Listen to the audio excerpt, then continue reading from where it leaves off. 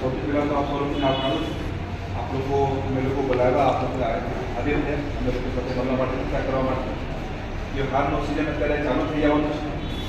થોડા ટાઈમમાં રામનવમી વાલી શોભાયાત્રા પછી મહાવીર જયંતિ આવી જવાનું, પરશુરામ જયંતિ અને બે તહેવાર તો ચેટી ચાંદ અને ઈદ થોડા ટાઈમ પાછા અમે લોકો આયોજન કર્યું.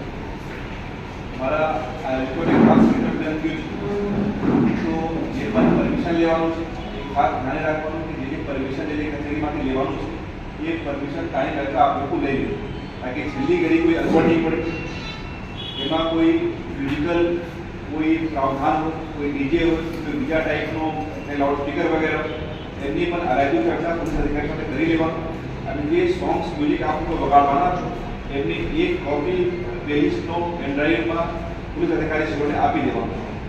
ખાસ ધ્યાન આ રાખવાનું છે કે કોઈ પણ જાતનું ઉશ્કેરણીજનક મ્યુઝિક, કોઈ પણ જાતનું ઉશ્કેરણીજનક ગાના એ બજાવવાનું આપ લોકો ટાળજો.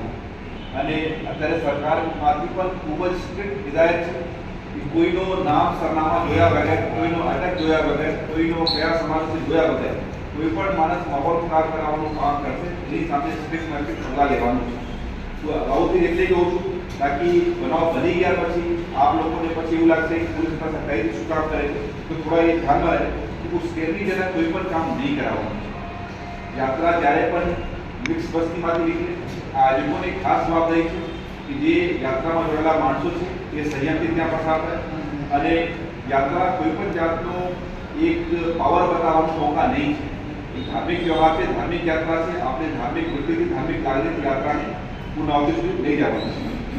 બીજું એક બે મારા જે ધ્યાનમાં આવે એવી વસ્તુ કહેતા જાઉં છું કે અગર યાત્રાના રૂપમાં કોઈ ઝંડીઓ વગેરે છે તો યાત્રા શોભાયાત્રા જે પૂર્ણ થઈ જતા હોય છે આયોજકોને મારા ખાસ આગ્રહ છે ઝંડી પડી જાય, ઝંડીનો ગરિમા જે રડી જાય હોય, ઝંડી કોઈ જાતનો મોટા હાથીમાં ટ્રકમાં અટવાઈને જતા રહે, આ કરતાં બેટર છે કે જ્યારે ત્યોહાર પૂરા થઈ જાય શાંતિથી આપ લોકો જે ઝંડીને કાઢીને વ્યવસ્થિત રીતે રાખી લે.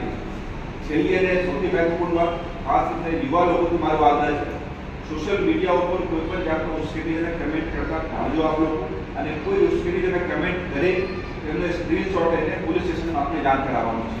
આપને એમની સાથે ઇન્સ્ટા ઉપર કે ફેસબુક ઉપર કોઈ જાતનો વાક યુદ્ધમાં પડી જવાનું નથી. આથી માહોલ વધારે બગડશે. આપના ધ્યાનમાં કોઈ પણ એ વસ્તુ આવે છે કે કોઈ માણસ ઉશ્કેરણીજનક કમેન્ટ કરી રહ્યા છે, કોઈ માણસ ખોટી અભાવ ફેલાવી રહ્યા છે, એમને સ્ક્રીનશોટ લઈને આપ એક કેસ પોલીસમાં કરી નાખશો. આપ લોકો ઘણા ટાઈમે પોલીસ સહકાર આપતા એવા છે, ઘણા તહેવારો શાંતિથી પસાર થયું પણ છે અને આપ લોકોને સહકાર મળતા રહેશે એવી અપેક્ષા સાથે વિરમું છું. ધન્યવાદ.